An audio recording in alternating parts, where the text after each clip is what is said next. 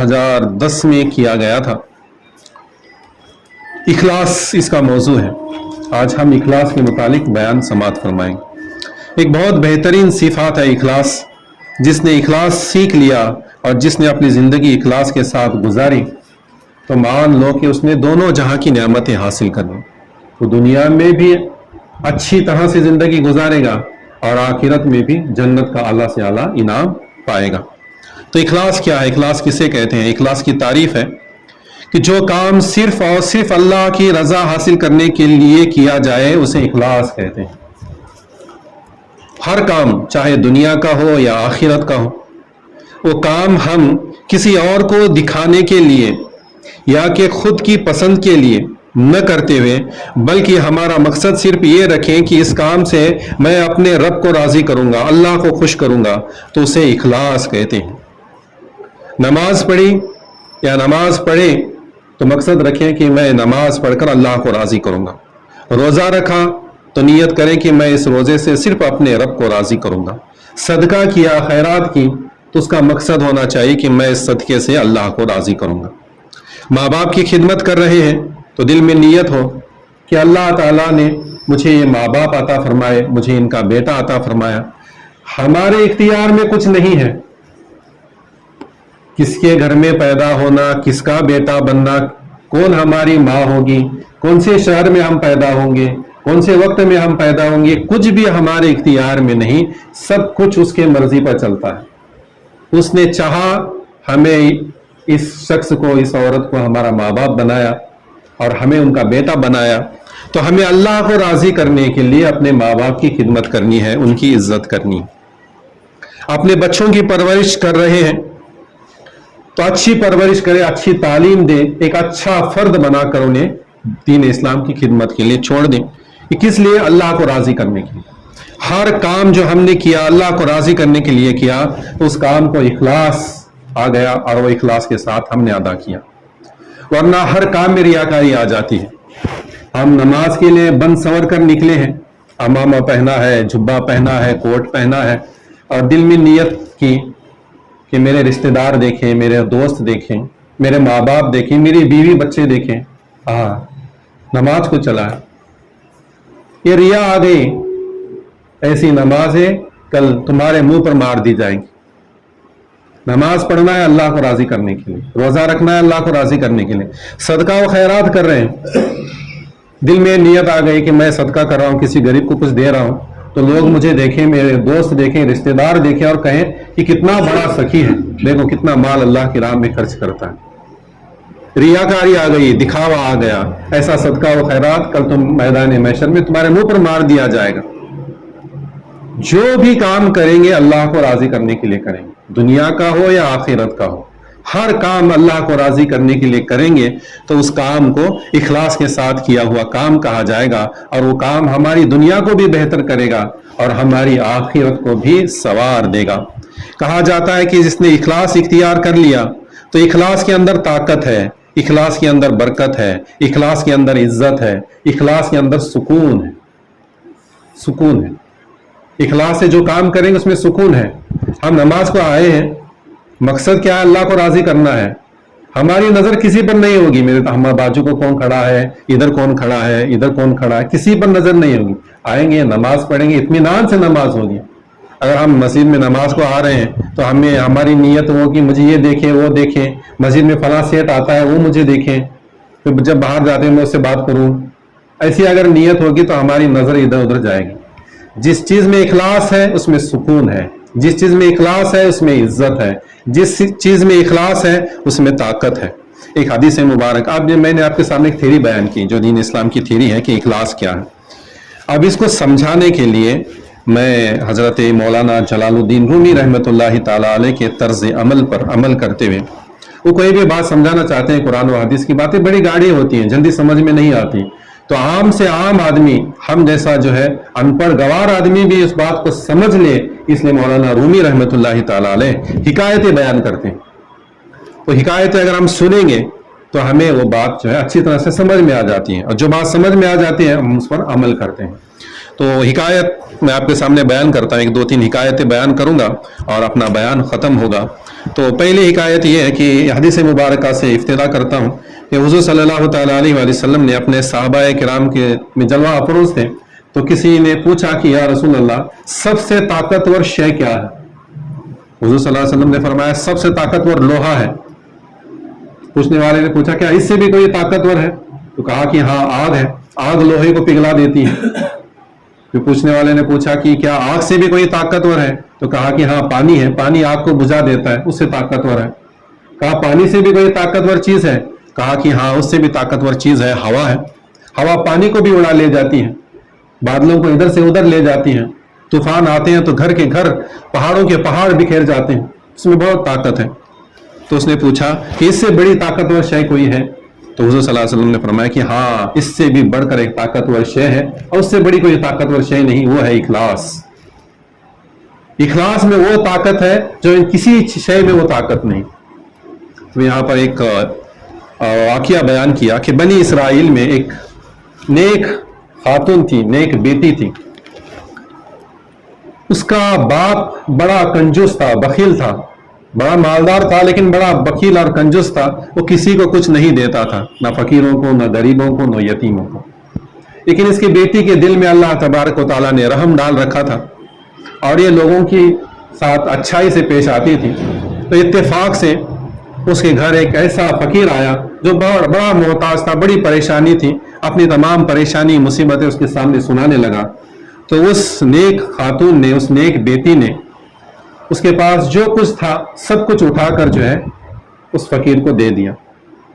وہ فقیر چلا دعائیں دیتا چلا گیا کہ اللہ تیرا، اللہ جو ہے اس نے میرا ایسا کیا ہے، اللہ اسے یہ نعمت عطا فرمائے، وہ نعمت عطا فرمائے، اسے دعائیں دیتے جا رہا ہے۔ تو ادھر سے وہ اس کا باپ آ رہا تھا، اس نے سنا یہ آ تو رہا ہے میرے گھر سے، دعائیں دے رہا ہے میرے گھر کی عورتوں کو، کیا ہوا؟ دیکھا تو اس کے پاس بہت سارا مال و دولت نظر آ رہا ہے، بہت سارا پیسہ لے کر جا رہا ہے۔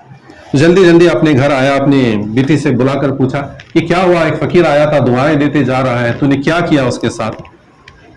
کیا اسے کھانا وغیرہ کھلایا؟ تو بیٹی کہتی ہے نہیں، وہ کھانے کا بھوکا تو نہیں تھا، لیکن بہت بڑی پریشانی تھی اس کے پاس اور وہ پریشانی لے کر آیا تھا، بڑا غمگین تھا، تو میں نے اللہ کو راضی کرنے کے لیے، اللہ کو راضی کرنے کے لیے جو کچھ ہاتھ میں آیا اٹھا کر اسے دے دیا۔ اسے اتنا غصہ آیا، تو نے میری دولت جو میں نے پائی پائی جوڑ کر جمع کی تھی اور تو نے یوں ہی اس کو لٹا دی۔ بڑا غصہ آیا اور غصے میں جو ہے اس نے تلوار مار دی، اس کا ہاتھ کٹ گیا، اپنی بیٹی کا ہاتھ کٹ گیا۔ غصہ آیا، غصے میں کام ہو گیا، پھر پچھتانے لگا کہ یہ کیا ہو گیا، پیسہ بھی گیا، بیٹی کا ہاتھ بھی گیا۔ کچھ دن یوں ہی بیت گئے، اس لڑکی نے اسی طرح اپنی زندگی کو جینا شروع کر دیا۔ پھر ایک وقت ایسا آیا کہ جب اس کا رشتہ آیا تو ایک بہت بڑے گھر میں اس کا رشتہ آیا، شہزادہ اسے دیکھنے کے لیے آیا اور جو ہے اس کا رشتہ طے ہو گیا۔ تو انہوں نے بھی بات کو چھپائے رکھا، اپنی اوڑھنی میں اپنے ٹوٹے ہوئے ہاتھ کو چھپائے رکھا، بتایا نہیں گیا، اور رشتہ طے ہو گیا، شادی بھی ہو گئی۔ شادی ہونے کے بعد سب کھانے کے لیے بیٹھے ہیں، دلہا بھی بیٹھا ہے، دلہن بھی بیٹھی ہے۔ اب کھانے کے لیے تو ہاتھ نکالنا ہے ورنہ پھر الٹے ہاتھ سے کھانا ہے۔ تو اس عجیب مرحلے میں جب وہ آئی اور اس کے دل میں خیال آیا کہ اب کیا ہوگا اگر میرا راز کھل جائے گا، اب تو کھلنا ہی ہے، راز کھل جائے گا تو مجھے واپس گھر بھیج دیا جائے گا، میری شادی ٹوٹ جائے گی۔ وہ اللہ سے دعا کرتی ہے کہ اے اللہ تبارک و تعالیٰ اب کیا ہوگا؟ تو ندا آتی ہے کہ اے بیٹی مت گھبرا، اپنا ہاتھ اپنے آنچل سے نکال کر تو دیکھ، جو ہاتھ اللہ کی رضا کے خاطر، اللہ کے اخلاص میں اٹھا ہے، وہ ہاتھ کو کبھی نقصان نہیں پہنچے گا۔ اس ہاتھ میں ایسی طاقت ہے، تو ہاتھ نکال کر تو دیکھ۔ وہ اپنی چنڈی سے ہاتھ نکالتی ہے تو اس کا ہاتھ صحیح سلامت تھا، اس کا ہاتھ صحیح سلامت تھا۔ یعنی حکایت کیا کہتی ہے کہ جو ہاتھ اللہ کی رضا کے خاطر نکلا ہے، اخلاص میں نکلا ہے، اس میں وہ طاقت ہے، اس میں وہ عزت ہے، اس میں وہ سکون ہے، اسے ڈرنے کی، اسے گھبرانے کی کوئی ضرورت نہیں ہے۔ یہ اخلاص ہے۔ اس کے بعد میں آپ کو ایک اور حکایت بتاتا ہوں کہ اخلاص، حضرت جنید بغدادی رحمۃ اللہ تعالی علیہ بہت بڑے اللہ والے ہیں، بہت بڑے اللہ والے ہیں۔ تو ان سے پوچھا کہ تم نے اخلاص کہاں سے سیکھا؟ تو انہوں نے جواب دیا کہ میں نے اخلاص جو ہے نہ کسی بڑے شیخ سے سیکھا، نہ بڑی کتابوں سے سیکھا، نہ قرآن و حدیث سے سیکھا، بلکہ قرآن و حدیث میں تو ہر شے کا علم ہے، وہیں سے سب کچھ آیا ہوا ہے۔ لیکن وہ کہتے ہیں اللہ والے، میں نے اخلاص سیکھا تو اپنے محلے کے ایک حجام سے سیکھا، بال کاٹنے والے حجام سے وہ اخلاص سیکھا۔ تو پوچھنے لگے آپ اتنے بڑے صوفی ہیں، آپ کے بہت بڑے شاگرد ہیں، اور آپ کہتے ہیں کہ حجام نے آپ کو اخلاص سکھایا؟ تو کہتے ہیں کہ ہاں۔ تو اس کی تفصیل بھی سنو کہ تفصیل یوں ہے کہ جب میں طالب علم تھا، علم سیکھ رہا تھا، اپنے استاد کی خدمت میں رہا کرتا تھا، اس وقت غربت کا عالم تھا، کھانے پینے کی تنگی تھی اور پیسوں کی تنگی تھی۔ تو اس تنگ حالی میں میرے بال اتنے بڑھ گئے، جتنی شریعت اجازت دیتی ہے اس سے زیادہ میرے بال بڑھ گئے۔ تو ایک روز میں اپنے شیخ کے، اپنے پیر کی خدمت میں آیا، خانقاہ میں آیا علم سیکھنے کے لیے۔ تو انہوں نے دیکھا اور مجھے کہا کہ اے جنید، تیرے بال بہت بڑھ گئے ہیں، جا کر انہیں کتروا لے۔ اب پیسے تو تھے نہیں جیب میں، پھر بھی اب شیخ نے فرمایا ہے بال کاٹنے ہیں، ضرورت پیش آئی ہے، دوسرے روز پھر ان کے خانقاہ میں آنا ہے علم حاصل کرنے کے لیے۔ اب حکم نہ مانا تو دوسرے دن مجھے اجازت نہ ملے گی، اب ضرورت پیش آئی ہے۔ جاتے ہیں حجام کی دکان میں، حجام ایک شخص کے بال کاٹ رہا ہے، جا کر کھڑے ہو جاتے ہیں۔ کچھ دیر بعد حجام کی نظر پڑتی ہے تو یہ سلام کرتے ہیں، السلام علیکم۔ وہ کہتا ہے وعلیکم السلام۔ یہ کہتے ہیں کہ بھائی میرے پاس تو پیسہ کچھ ہے نہیں، اور تو کام کر رہا ہے، تجھے بھی اپنا گھر چلانا ہے، پیسے کے بغیر تو بال کاٹے گا نہیں، لیکن میں کہتا ہوں تو کہ آج تو اللہ کے لیے میرے بال کاٹ، اللہ کے لیے آج میرے بال کاٹ دے۔ تو حجام کے چہرے پر ایسا نور آ جاتا ہے، وہ کہتا ہے میں نے سوچا تھا کہ میں ایسا کہنے کے بعد مجھے کہیں بٹھایا جائے گا کہ بیٹھو پہلے اس کے، پھر اس کا، اس کے بعد میں پھر آخر میں تمہیں میں لوں گا، تمہارے بال کاٹوں گا، یا کہ پھر مجھے منع کر کے بھگا دیتا۔ اس نے مجھے منع بھی نہیں کیا، بیٹھنے کو بھی نہیں کہا، بلکہ اس نے جو ہے اس کے پاس جو گراہک تھا جس کے بال وہ کتر رہا تھا اس کو اٹھا دیا اور مجھے بلایا کہ تم آ کر بیٹھو، اور کہنے لگا کہ پیسے کے لیے تو میں نے بہت کچھ کام کیا ہے، اب اللہ کے لیے کام کرنے جا رہا ہوں، اللہ کے لیے تیرے بال کاٹو، اس لیے تو پہلے آ۔ اور اس نے پہلے میرے بال کاٹے۔ تو میں اس کے اس رویے سے اتنا متاثر ہوا، اور دل میں جنید بغدادی رحمۃ اللہ تعالی علیہ فرما رہے ہیں کہ میں نے دل میں نیت کی کہ آج اس نے اللہ کے لیے میرے بال کاٹے ہیں، کبھی میرے پاس پیسہ آ جائے، مال و دولت آ جائے تو میں اسے بہت زیادہ دوں گا، اس کی جو مزدوری ہے اس سے کہیں زیادہ جو ہے میں اسے لوٹا کر اس بدلے کا احسان اسے عطا کروں گا۔ یہ نیت کی، بال کاٹے گئے، یہ واپس آئے، دن گزرتے گئے، اور یہ جو شاگرد تھا یہ بہت بڑا استاد بن گئے، بہت بڑے پیر بن گئے، ان کے بھی خانقاہ میں بہت بڑے بڑے لوگ آنے لگے، وقت کا خلیفہ، بادشاہ ان کا مرید بن گیا، مال و دولت، دنیا سب ٹھوکروں میں پڑ گئی۔ تو انہیں خیال آیا کہ ہاں ایک فلاں حجام کو مجھے کچھ پیسے دینے تھے، تو انہوں نے ایک تھیلی لی، اس میں اشرفیاں ڈالی، اس میں دینار ڈالے، تھیلی کو بھر کر اس حجام کی دکان میں گئے جو بوڑھا ضعیف ہوا تھا، جا کر اسے سلام عرض کیا، کہنے لگے سلام کا جواب آنے کے بعد کیا تم نے مجھے پہچانا؟ تو حجام کہتا ہے کہ ہاں تم جنید ہو۔ میں نے کہا ہاں، تم نے ایک روز میرے بال کاٹے تھے اللہ کے لیے، اللہ کی رضا کے لیے، میں آج اس کا بدلہ دینے آیا ہوں۔ تو حجام کہتا ہے کہ اے جنید، تو اس وقت شاگرد تھا، آج بھی شاگرد ہے، تجھے آج بھی تصوف کا علم نہیں آیا، آج بھی تو علم حاصل نہ کر سکا، آج بھی تو کورا کے کورا ہے۔ اتنا بڑا میں استاد بن گیا، اتنا مرید بن گیا ہوں کہ اتنے بڑے بڑے لوگ میرے دربار میں آ کر بیٹھتے ہیں، میرے خانقاہ میں بیٹھتے ہیں، بادشاہ میرا مرید ہے اور یہ کہتا ہے کہ مجھے ابھی تک علم نہیں آیا۔ میں نے کہا کہ اے حجام تو یہ کیا کہہ رہا ہے، میں تو اتنا بڑا شیخ بن گیا ہوں، پیر بن گیا ہوں۔ وہ کہتا ہے تو پیر بنا ہے، تو شیخ بنا ہے، لیکن تجھے علم نہیں آیا، اخلاص کیا ہے تجھے ابھی سمجھ میں نہیں آیا۔ کہ جنید، جو کام اللہ کے لیے کیا جائے اس کا مبادلہ، اس کا بدلہ کسی اور سے نہیں لیا جاتا، یہ اخلاص ہے، یہ اخلاص۔ حضرت جنید بغدادی رحمۃ اللہ تعالی علیہ فرماتے ہیں کہ میں نے اس حجام سے سیکھا کہ اخلاص کیا ہے، کہ جو کام اللہ کی رضا کے لیے کیا جائے بس بھول جاؤ اس کام کو، بس وہی جو ہے ہمیں اس کی جزا دے گا، وہی ہمیں اس کی جزا دے گا۔ یہ ہے اخلاص۔ اخلاص کے متعلق ایک اور حکایت ہے۔ وہ حکایت یوں ہے کہ حضور صلی اللہ تعالیٰ علیہ وآلہ وسلم نے اپنے صحابہ کرام کے مجمع میں ارشاد فرمایا کہ تم سے پہلے لوگوں میں بنی اسرائیل میں 3 شخص رہا کرتے تھے اور تینوں مل کر سفر پر نکلے اور دوران سفر انہیں رات گزارنے کے لیے ایک غار میں پناہ لینے کی ضرورت پڑ گئی، تو انہوں نے غار میں پناہ لی۔ جیسے وہ غار میں داخل ہو گئے تو پہاڑ سے ایک بڑا سا پتھر لڑکتا ہوا آیا اور اس غار کے منہ پر آ کر لگا اور غار کا منہ بند ہو گیا۔ اب یہ تینوں اس غار میں قید ہو گئے، اب یہاں سے باہر نکل نہیں سکتے۔ انہوں نے اپنی ساری طاقت لگا کر اس پتھر کو ہٹانے کی کوشش کی، وہ پتھر نہ ہٹا، دعائیں مانگ کر دیکھی، پتھر نہ ہٹا۔ اب سب پریشان ہو گئے کہ اب ہم اس مصیبت سے ہمیں نجات ملے گی کیسے؟ ان تینوں نے جب مشورہ کیا تو ایک جو سمجھدار تھا وہ کہنے لگا کہ ہم ایسا کرتے ہیں کہ ہم نے اپنی ساری زندگی میں کبھی تو کوئی ایسا کام کیا ہوگا جو صرف اللہ کے لیے کیا ہوگا، اخلاص کے لیے کیا ہوگا، اللہ کی رضا کے لیے کیا ہوگا، تو اس کام کا وسیلہ ہم اللہ کی بارگاہ میں پیش کریں گے اور اس سے اللہ سے ہم نجات کی دعا کریں۔ تو طے ہوا اور پھر پہلے نے اللہ کی بارگاہ میں عرض کی کہ اے باری تعالیٰ، میرے ماں باپ بوڑھے ہو چکے تھے اور میں ان کی خدمت صرف تیری رضا کے لیے کیا کرتا تھا، اور میرا یہ معمول بن گیا تھا، میرا یہ دستور بن گیا تھا کہ جب تک میں اپنے بوڑھے ماں باپ کو نہ کھلاؤں نہ پلاؤں تب تک اپنے بیوی بچوں کو کھلاتا پلاتا نہیں تھا۔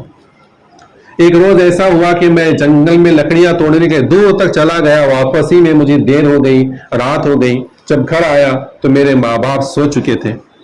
کھانا تیار ہوا، میں لے کر اپنے ماں باپ کے پاس پہلے پہنچ گیا، جیسا میرا دستور تھا کہ پہلے ان کو کھلاؤں پھر اپنے بچوں کو کھلاؤں، لیکن میرے ماں باپ سو چکے تھے اور مجھے انہیں اٹھانا گوارا نہ ہوا۔ میں نے انہیں اٹھایا نہیں، اس انتظار میں کھڑا رہا وہ خود بخود اٹھ جائیں تو انہیں کھلاؤں گا اور پھر اپنے بچوں کو کھلاؤں گا۔ حالانکہ میرے بچے میرے پاؤں میں روتے رہے، بلکتے رہے، یہاں تک کہ صبح ہو گئی۔ صبح جب میرے ماں باپ اٹھے، میں نے انہیں پہلے کھلایا پھر اپنے بیوی بچوں کو کھلایا۔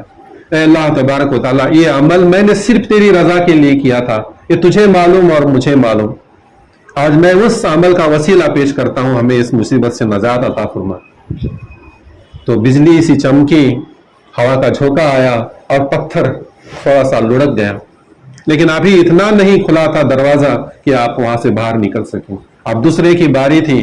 دوسرا کہتا ہے کہ اے اللہ تبارک و تعالیٰ، میرے ایک چچا زاد بہن تھی جو بڑی خوبصورت تھی، میرا دل اس پر آ گیا، میں نے اس کے ساتھ بری خواہش کا میرے دل میں ارادہ ہوا اور میں نے اپنے خواہش کا اظہار بھی کیا، اس نے انکار کر دیا تھا۔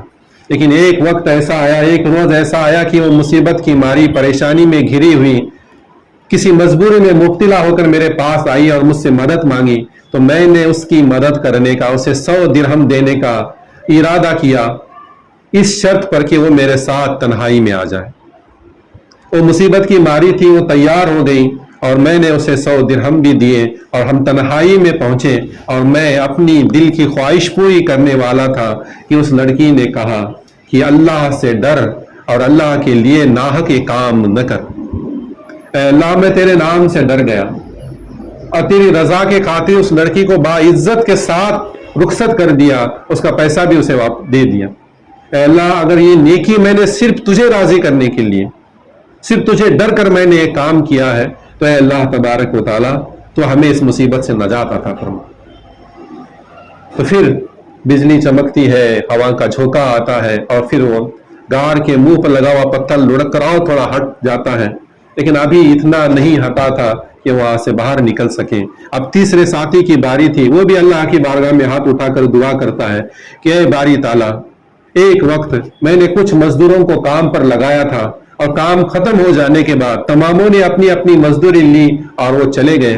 ایک شخص ایسا تھا جس نے مزدوری کی تھی، مزدوری لیے بغیر چلا گیا، تو میں نے اس کی مزدوری کو رکھا اور پھر اسے کاروبار میں لگا دیا۔ پھر اس کے کاروبار میں جو منافع آتا گیا اس سے میں نے اس کی بکریاں خریدتا گیا، اور پھر وہ جب واپس میرے پاس آیا، ایک عرصہ جانے کے بعد میرے پاس واپس آ کر کہتا ہے کہ میں نے فلاں وقت تمہارے پاس کام کیا تھا اور اس کی مزدوری چھوڑ کر چلا گیا تھا، لاؤ مجھے وہ مزدوری دے دو۔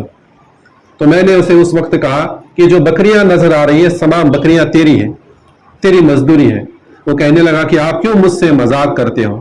میں نے تو کام کیا تھا، اس کی مزدوری بہت کم تھی، یہ بکریاں بہت زیادہ ہیں۔ تو میں نے کہا کہ نہیں، تیری مزدوری کو میں نے کاروبار میں لگا دیا تھا، اب یہ بکریاں جو ہے وہ تیری ہی مزدوری کے پیسے سے ہیں، یہ تو لے جا۔ تو اس نے ساری بکریاں لے گئی، ایک بھی نہ چھوڑی، اور میں نے بھی اسے نہ روکا، یہ صرف تیری رضا کے لیے کیا کہ اس کی امانت تھی، اس کی امانت میں نے اسے واپس لوٹا دی۔ اے اللہ تبارک و تعالیٰ، جس کی امانت تو نے حکم دیا کہ امانت میں خیانت نہ کرنا، تو میں نے تجھے راضی کرنے کے لیے اس امانت میں ذرہ برابر بھی خیانت نہ کی، سارا کی ساری امانت اسے لوٹا دی۔ یہ کام میں نے تیری رضا کے لیے کیا ہے، تو ہمیں تو اس مصیبت سے نجات عطا فرما۔ تو پھر بجلی چمکتی ہے، ہوا کا جھونکا آتا ہے، اور جو غار کے منہ پر پڑا پتھر تھا، چٹان تھی، ہٹ جاتی ہے، اور یہ تینوں وہاں سے نجات حاصل کرتے ہیں۔ یہ 3 حکایتیں میں نے آپ کے سامنے بیان کی۔ ان تینوں حکایتوں کا مقصد کیا تھا؟ ہمیں کیا سمجھنا تھا کہ اخلاص، جو کام صرف اللہ کو راضی کرنے کے لیے کیا جائے اسے اخلاص کہتے ہیں، اور اس کام میں ایسی برکت ہے، ایسی عزت ہے، ایسی تاثیر ہے، ایسی مقبولیت ہے کہ یہ کام کے وسیلہ بنا کر اگر ہم اللہ کی بارگاہ میں دعا کریں گے تو ہماری دنیا کی مصیبتیں بھی ٹل جائیں گی، ہماری دنیا بھی سنور جائے گی، اور ہماری آخرت بھی سنور جائے گی، ہماری آخرت بھی سنور جائے گی۔ تو آج کا درس، آج کی جمعہ کا درس جو دینا تھا مجھے، وہ اخلاص کا درس تھا۔ مولانا رومی رحمۃ اللہ تعالیٰ علیہ کے طرز عمل پر عمل کرتے ہوئے میں نے حکایتوں کا سہارا لے کر اس انداز سے بیان کرنے کی کوشش کی کہ تمہیں اور ہمیں یہ بات اچھی طرح سے سمجھ میں آ جائے اور ہم اخلاص کے ساتھ ہر کام کرنے والے بن جائیں۔